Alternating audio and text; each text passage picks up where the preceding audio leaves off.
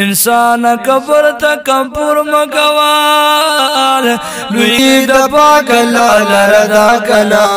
تباد خور ونستعينه ونستغفره ونتوكل عليه ونعوذ بالله من شرور أنفسنا ومن سيئات أعمالنا من يهده الله فلا مضل له ومن يضلله فلا هادي له ونشهد أن لا إله إلا الله وحده لا شريك له ونشهد أن سيدنا ومولانا محمدا عبده ورسوله أرسله الله إلى كافة للناس بشيرا ونذيرا وداعيا إليه بإذنه وسراجا منيرا أما بعد فأعوذ بالله من الشيطان الرجيم بسم الله الرحمن الرحيم قل إني أمرت أن أعبد الله مخلصا له الدين قال رسول الله صلى الله عليه وسلم إنما الأعمال بالنيات صدق الله العظيم درود شریف وای اللهم صل على سيدنا محمد وعلى آل سيدنا محمد وبارك وسلم وصل عليه اللهم صل على سيدنا محمد وبارك وسلم وصل عليه عزتمندو مسلمانانو ورونو یو مختصر غوندی آیات کریمه ما تلاوت کو رسول الله صلی الله علیه وسلم یو مختصر حدیث ما تلاوت کو اللہ رب العزت فرمائی نبی کریم صلی اللہ علیہ وسلم تعالی آیات نازل شو چکم کار انسان کئی ہر عمل چیو انسان کئی نو پاغے کے دے دا اللہ رضا حاصل وی شامل حال وی چی دا انسان مقصد داوی چی دنیا کے ہر یو عمل کوم ہر یو کار کوم چی پاغے باندے زمانہ اللہ جل شانہ رضا شی ذکر نبی علیہ السلام فرمائی چی دا اعمال و دارو مدار دا پنیتونو باندے دے یو انسان چی یو عمل کئی نو دا داغه د اراده او د نیت سره تعلق ساتي چې دغه کار د الله د رضا د پاره کوي یا د دنیا د یو مقصد د پاره کوي یا د شهرت حاصلولو د پاره کوي یا د ځان خودنې د پاره کوي کچره د ریا پکې مقصد وي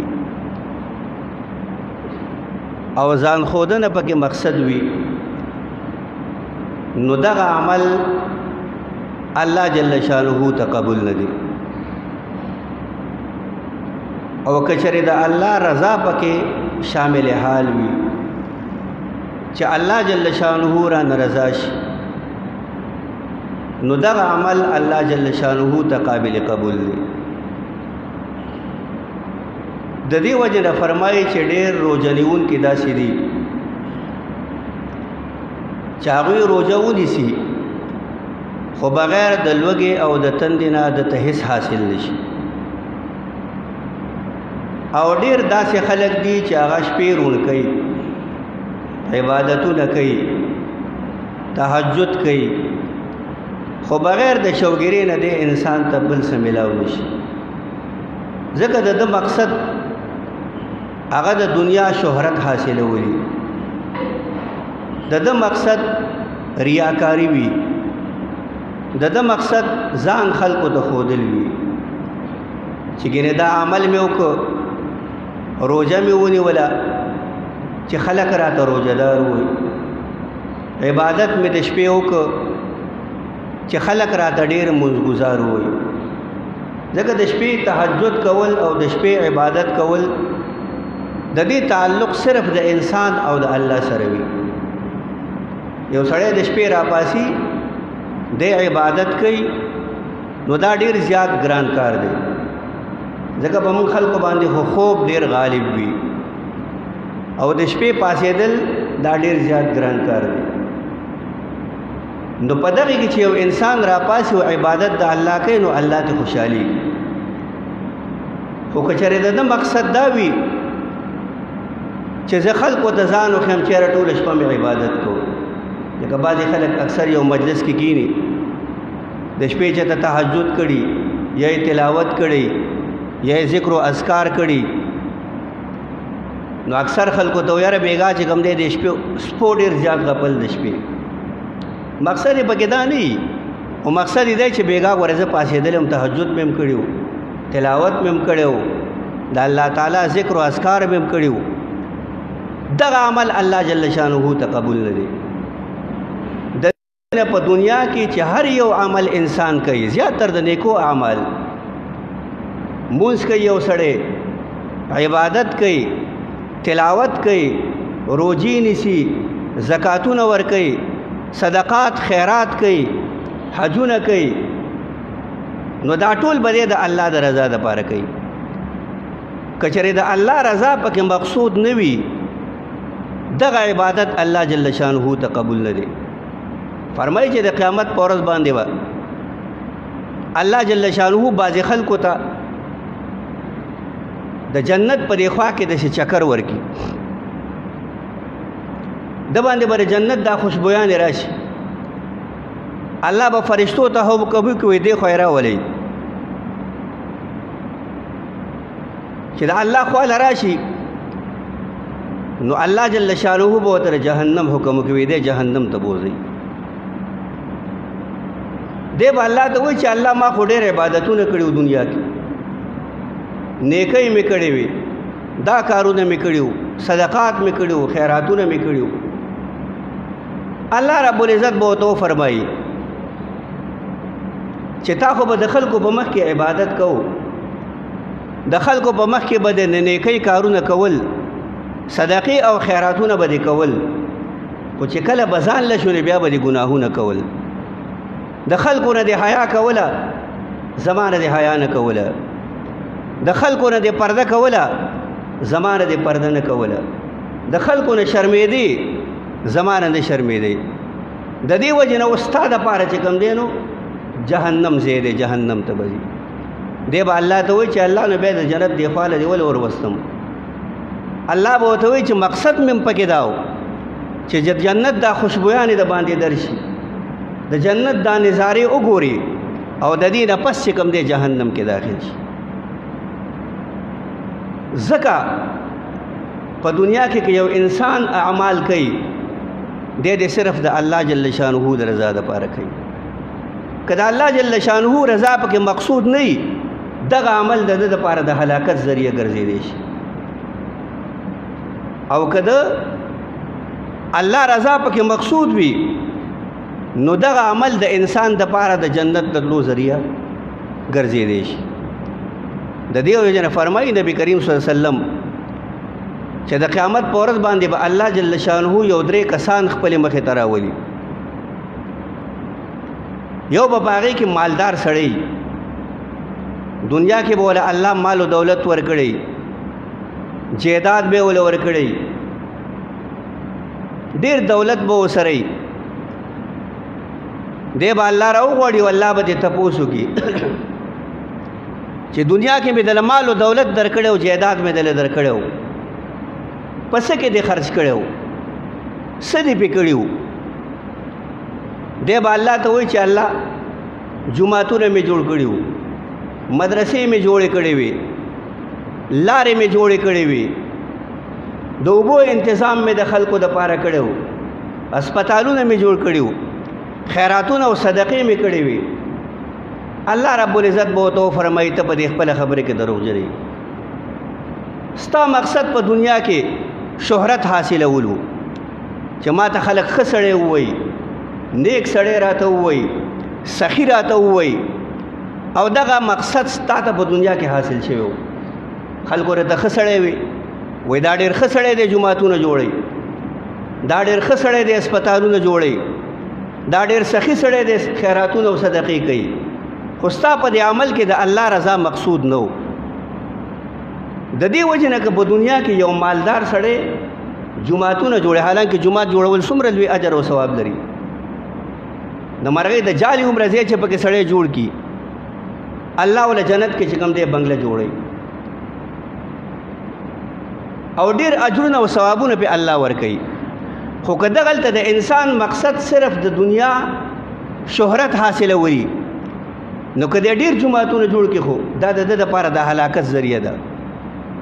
جنت ته په دې نشي داخلي دي نو الله به فرشتو ته حکم وکي وې دې جهنم کې داخل الله به جهنم کې داخل بیا به الله جل شانه یو قاری د قران راولي یو عالم د قران براولي الله به تاسو کی قیامت کې مې د علم درکړو د قران علم مې درکړو د احادیث علم مې درکړو څومره فائدہ د خلکو ته رسولي و دی به الله ته وی الله ډیر زیات شاګردان مې دنیا کې پریږي او استاد علم تشهیر مې ډیر کړو خلکو ته مې ستا علم رسولي و الله به تو فرمایي ته په دې خپل خبره کې دروغجن یې دنیا کې مقصد ستاداو چې ما ته خلق یو ډیر لوی عالم وای یو ډیر لوی قاری راته وای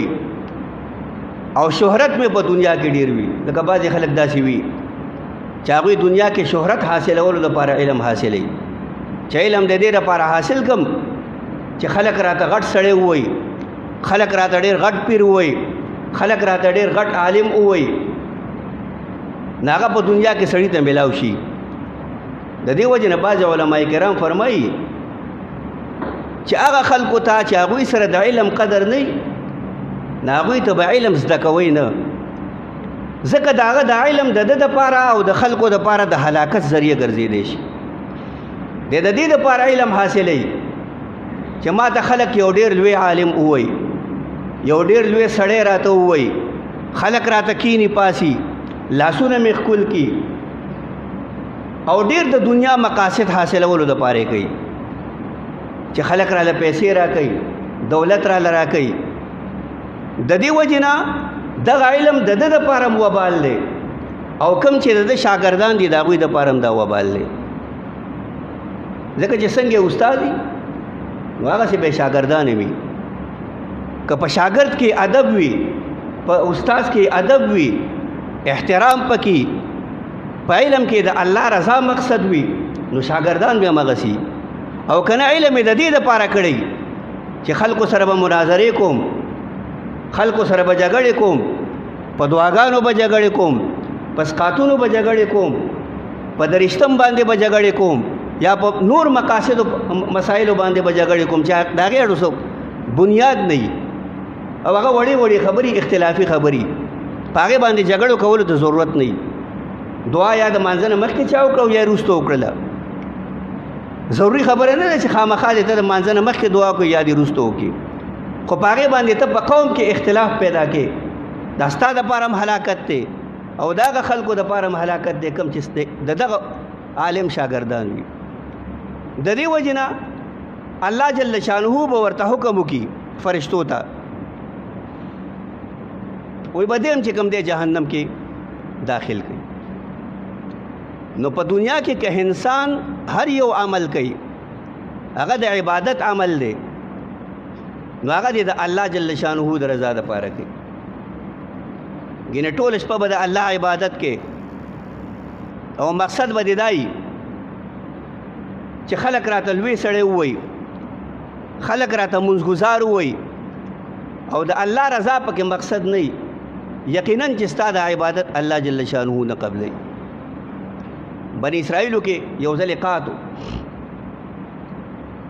یو بزرګ په لار باندې روانو د شګو یو ډیرې ولید نو د په دې ځړه کې داراله چیرې دا د شګو دا ډیرې دا زما سره وي او دومره مال او دولت را سره وي دومره غلې را سره وي او دا مې په دې خلکو باندې تقسیم کړې وي نو د وخت پیغمبر ته الله وحی راولېږله وی چې د په عملنامه کې ما د دغه اجر او ثواب واچو د هغې وجه دا ده چې د ده نیت خالص د الله رضا حاصلولو. دا مقصد یې نه و چې ما ته دې خلک ښه سړی ووایي، مالدار سړی دې راته ووایي، سخي دې راته ووایي، بلکې مقصد یې صرف د الله جل شانه رضا حاصلولو او د غریبانانو د محتاجو خلکو امداد کولو. د دې وجې نه الله جل شانه د هغې اجر او ثواب هغه د هغه په عملنامه کې ولیک. که چېرې د انسان نیت دا وي په هر عمل کې چې ما نه د الله رضا شي، د خلکو خدمت دې وکړم، جنت دې حاصل کړم، اخلاص دې را پکې وي، نو دې د نیک اعمال صرف د الله جل شانه د رضا دپاره کوي. ورنه دغه انسان هلاک دی او برباد دی چې دې اعمال هم کوي، ځان هم په منځونو مړ کي، ځان هم په صدقو خیراتونو باندې مړ کي، او د هغې باوجود هم دې انسان ته څه میلاو نه شي. نو دا د انسان دپاره ډېره د خفګان خبره ده او د هلاکت خبره د انسان دپاره ده. احیاء العلوم کې امام غزالی رحمت الله علیه یو واقعه لیکلې، وی بني اسرائیلو کې یو سړی بزرګو، وی چا ورته وویل چېرې د فلانکي ځای کې یو ونه ده او خلک د هغې عبادت کوي. دی په خر باندې سور شو او تبر یې په اوږه باندې کېښود او روان شو، ویې ځم دا ونه وام، ځکه دا خلک په شرک کې مبتلا دی، د الله عبادت نه کوي او د ونې عبادت کوي. لار کې وله شیطان د انسان په شکل کې ورغی. نو د شیطان ورته وی څه کې؟ وی یاره زما د فلانکي کلي کې یو ونه ده او خلک یې عبادت کوي، زم چې دا ونه ووام او دا خلک د شرک نه منې کړم، د الله عبادت نه کوي او د ونو عبادت کوي او د بوتانو عبادت کوي. شیطان ورته وی په ارام کښېنه، ستا ته دې سره سویمه ده، بس زه په جومات کې کښېنه، خپل ذکر و اذکار کوه او ونه ده بس خلک یې عبادت کوي. ده ورته ویل نه ځم، خامخا ځم او دا ونه به وام. بهرحال شیطان ورسره په جګړه شوی دی. چې کله په جګړه شوی نو شیطان یې راغورځولی دی، دی ورته په سینه باندې ناست دی. نو دا شیطان ورته د لاندې نه وایي چې مړه خپله زبرګي کوه، خپل عبادت کوه او زه کور کې کښېنه، او سار چې راپاسې نو ستا د بالښت لاندې به یو 4 دینار پراته وي، پیسې به درله درکوم، او ستا د خلکو د شرک او د عبادت او د ونې سره څه کار دی؟ دم په دې زړه کې وایي چې یاره دا خبره خو صحیح ده، بس خلک پوه شه او کار یې پوه شه. نو دا ځای نه واپس راغلی کور ته. سار چې راپاسېد بالښت چې یې چوت کړ نو 4 دیناره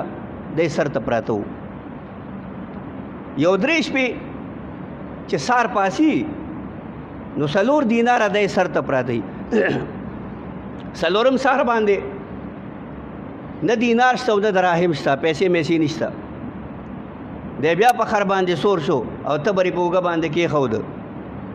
و یاره نن خو به دا ونه خامخا وه. لار کې وله بیا شیطان مخې له ورغی، وی څه کې؟ یاره وی ځم دغلته یې ونه ده او خلک یې عبادت کوي او بس هغه ونه وام چې د خلکو دا شرک ختم شي او دا عبادت د ونې دا ختم شي. هغه ورته وی نه مړه واپس ځه کور ته، او ستا د خلکو د عبادت او د شرک او د ونې سره څه کار دی؟ بیا د شیطان سره په جګړه شو. شیطان ولګېد او دا بزرګ یې راوغورځو په سینې د پاسه کېناست او تور یې راوویستله، وی کور ته واپس ځې که نه سر د نه کټ کړم. نو شیطان ورته وی چې مخکې ستا کومه اراده وه هغه صرف د الله د رضا دپاره وه، هغې کې که دا ټوله دنیا راغونډه شوې وې خو ته یې منې کولی نه شوې. اوس ستا مقصد چې کوم دی دینار او دراهم دي او د دنیا لالچ، دا ستا مقصد دی، د دې وجې نه ته دا ونه وسوالې نه شي. نا بزرګ سره ښکته کو واپس چې کوم دی کور ته راغی. نو که په دنیا کې د یو انسان مقصد په هر عمل کې د الله جل شانه رضا حاصلول وي، یقینا چې دغه عمل د ده دپاره ډېر لوی دروند دی، لوی مرتبې والا دی، لوی شان والا دی، او دغه د دې انسان دپاره د جنت ضامن دی، جنت کې به داخلوي. او که نه دغه عمل د ریایي د ځان ښودنې او د تکبر او د غرور وي نو دغه عمل د دپاره د جهنم ضامن دی جهنم کې به داخلي د دې وجې نه په دنیا کې چې هر عمل من کوو چې هغه د الله جل شانه د رضا دپاره کوو مونځ کوو چې د الله د رضا دپاره یې کوو بعضې وخت کې فرمایي که نه ابواللیث سمرقندي رحمت الله علیه چې یو سړی په مانځه باندې ولاړي ځان له جومات کې ولاړ دی دې دوران کې درې څلور کسان جومات ته راننوځي دا شیطان دی له راشي ورته وایي دا مونځ دې مزېدار کا اوږه دې کا خشوع خضوع پکې پیدا کا سړي را روان دي چې هغوی ووایي چې دا ډېر زیات عبادت ګزار دی ډېر زیات ښه سړی دی او ډېر زیات چې کوم دی نو مونځونه کوي دغه وخت کې شیطان انسان پرېږدي نه په تکبر او په غرور کې واچوي هغه تواضع او انکساري او عاجزي چې دی کوي نو هغه هم د دې مقصد دپاره وکړي چې خلک راته ښه سړی ووایي نو هغه مونځونه تباه او برباد کړي د دې وجې نه په دنیا کې هر عمل کول هغه صرف د الله جل شانه د رضا د حاصلولو دپاره کول دغه کې د انسان د دنیا او د آخرت کامیابی ده واخر دعوانا ان الحمد لله رب العالمين ربنا لا تؤاخذنا ان نسينا واخطانا ربنا ولا تحمل علينا إصرا كما حملته على الذين من قبلنا ربنا ولا تحملنا ما لا طاقة لنا به واعف عنا واغفر لنا وارحمنا أنت مولانا فانصرنا على القوم الكافرين وصلى الله تعالى على خير خلقه محمد وعلى آله وأصحابه أجمعين برحمتك يا أرحم